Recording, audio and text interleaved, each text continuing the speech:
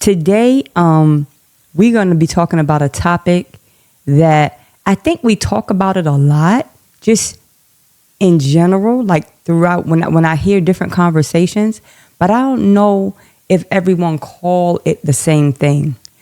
For the sake of this conversation, I'm going to call it mental fortitude.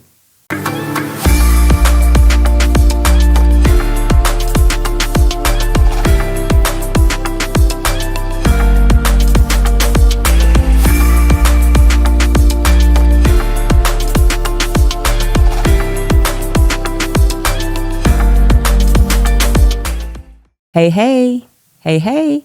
Welcome to the Bajo channel. Welcome to another video. This is the Bajo channel, home of self-care, beauty, wellness, and everything that'll help you just become better and better and better every single day. So thank you so much for joining us. Today, we're going to be talking about a topic that I think we talk about it a lot, just in general, like throughout when I hear different conversations, but I don't know if everyone call it the same thing. For the sake of this conversation, I'm going to call it mental fortitude. Mental fortitude. Why is it that when you have a certain level of mental fortitude, you will refuse any type of ill treatment towards yourself? You're not going to deal with it. And the reason why this is so important is because I personally can recall different aspects and times in my life that I allowed certain things to happen to me, but I didn't know why I was allowing it to happen. I really didn't. It was sort of kind of like I took this position, this whatever will be kind of position, and whatever was. And I had no defense. But in hindsight, as I have grown and understood more about life, more about myself, I realized it's because I never had a level of mental fortitude. And before I start this conversation, I want to give you a working definition of what I'm referring to when I say mental fortitude. So, for the sake of this conversation, mental fortitude, it refers to a strength, a resilience of the mind that enables individuals to endure hardship, face challenges, and persist in the pursuit of their goal despite setbacks and obstacles. It encompasses several types of qualities.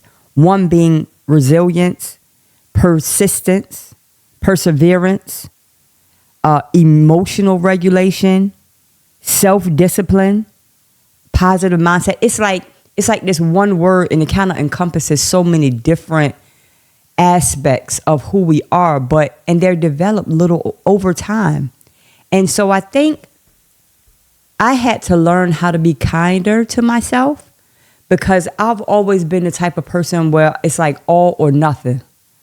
And what I've learned is that it can't be all or nothing. It can't be an all or nothing situation, because life is not all or nothing. Life is not that way. We grow in stages and implements and little steps at a time. We grow incrementally. And so life has to be understood incrementally. And here's the thing. Even when certain things come to you to help you to understand, you only can understand it to the level of your preparation. Like you ever heard of the saying when people say that went right over my head? Yeah, I don't even have the capacity to receive what it is that you're talking about. I don't have it. I have not lived enough life. I have not had enough experiences. My filter does not dictate that I can even perceive what you're saying. Therefore, what you're saying went right over my head. And I do believe that a lot of times in life, certain things have tried to come to me, and certain understandings have been presented to me, but I just lacked the bandwidth to gather that information and disseminate it in my mind to prove it to be useful to me. And so for the sake of this conversation, I want to use that word mental fortitude in a sense that when you build your mental fortitude or just your ability, right, to see yourself in a certain light, it's like a strength within your mind, so that when certain things happen to you, you start to have like this list. It's like a checklist. Like, for instance, I'll give you an example. If someone is being mean to you or they're being cruel to you for absolutely no reason, right? You have this gut intuition that's telling you something is wrong, not necessarily with you, but something is wrong about this entire situation, and I want to remove myself from it. Go with that. Those are the things that start to build mental fortitude. I'm going to go over 4 different things that I have experienced in my life that has helped me to build a certain level of mental fortitude, and understand that I'm saying level because you grow in this thing in stages. It's not like I've arrived, but you have certain levels of mental fortitude at certain levels in your life. And so you're able to withstand certain things better than you could, say, a year before or 2 years before or 5 years before, because you have grown. And so you have to take every level that you grow in and use that accordingly for the next season in your life. You only know what you know, and you don't know what you don't know, right? You only can use what you have, and you only have what you have. You understand what I'm saying? So it has always been my pursuit, and I encourage you to do the same thing. Always pursue to grow higher in your mental fortitude, because it's going to prepare you for that next level. You only can use what you have. And one of the hardest things to do is to try to build a certain level of mental strength and dexterity when you are going through the storm. You can't build anything when you're going through the storm. You cannot. You need all of your resources, and therefore you can't build anything. So my encouragement to you is to use the time that you're not going through certain things to grow in that area. And I got 4 different things that I just want to briefly go over to help you to do that when you're not, in the thick of it. One of the things that I will encourage you to do is to know your value. One of the things that hurt me so bad, I never really understood my value. I've heard it. We spoke about it.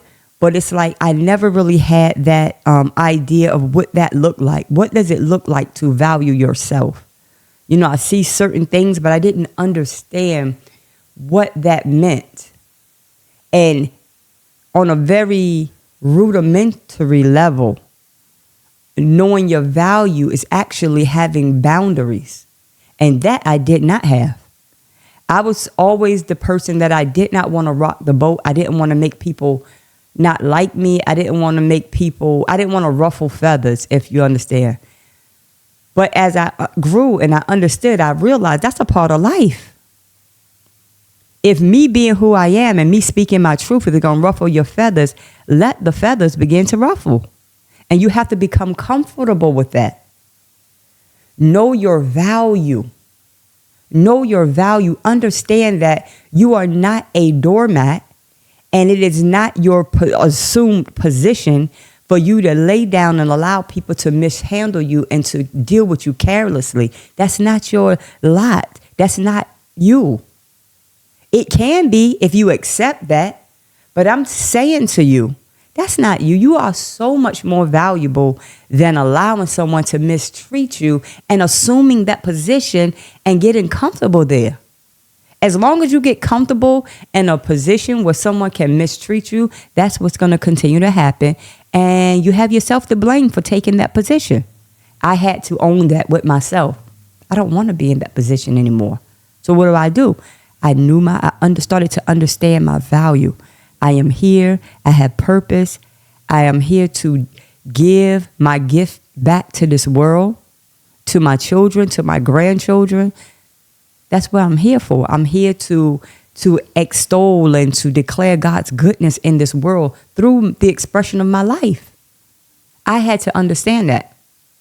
So knowing your value is going to help you to honestly understand and build that mental fortitude. Number 2, and I think it piggybacks on 1, learn what God has to say about you. That was so pivotal for me. I was so concerned about what everybody else said about me and their opinions of me to the point that I couldn't even function. But when I learned about what God said about me, my God, my world shifted. I'm the head and not the tail. I'm above and I'm not beneath.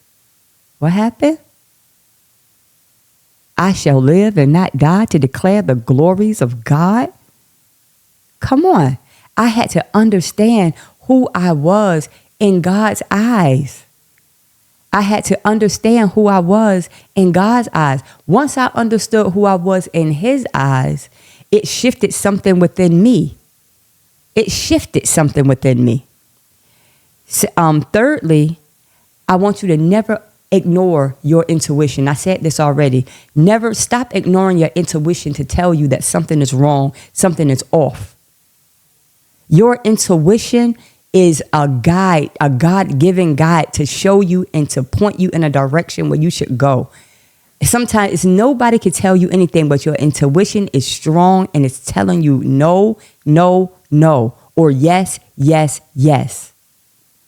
And last but not least, learn how to take mini excursions, like solo excursions. Like it doesn't have to be over the country by yourself, but learn how to do little things alone without always having the company of somebody. So you can learn how to enjoy your own company, one. And when you take these little solo excursions, you meet some of the most amazing people. And a lot of other people are taking solo excursions as well. Of course, all within the realms of being safe. But you can't be afraid to be by yourself. Sometimes being by yourself, just for little dinner dates by yourself, it builds so much mental fortitude because now you're by yourself and you're understanding your own influence. Not only on others, but on yourself, how you feel when you're in your own presence. Without having the input of other people and other things stimulating you. It is so important to build your mental fortitude. I want to continue to have little segments of this conversation because I promise you, if someone had just kind of broke it down for me as a young girl, I think I would have been able to grasp it piece by piece. But maybe people around me didn't understand it themselves.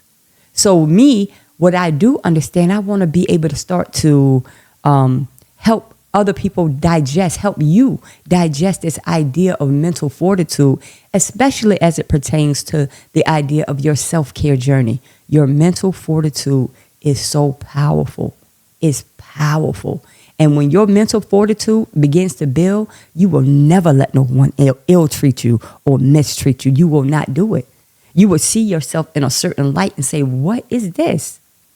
You will never be comfortable with someone disrespecting you or treating you anyhow, mishandling you. You're going to know the difference between being mishandled and respected. Sometimes when you don't have the certain level of mental fortitude, you don't know how to distinguish between the two. But I promise you, if you take them little steps, 1, know your value. 2, understand what God has to say about you. 3, don't ignore your intuition. And 4, just start taking little mini solo excursions, dinner dates, little walks by yourself, just a little solo enjoyment, learning how to enjoy your company. And not only just that, but when you're in your own company, you have this certain place of solitude with God. It's not being interjected with anybody else's thoughts other than yours and God's. It is so powerful. It is so, so powerful. I just want to thank you today for listening. I think I'm going to come back with more of this on this mental fortitude because it is so powerful, so powerful. And it changed my life. Once I got that concept, it changed me for sure, for sure. So thank you so much for joining us today. I appreciate you. Just know that self-care is the best care. Don't ever forget that. Your self-care is the best thing that you could do for yourself. I will talk to you later.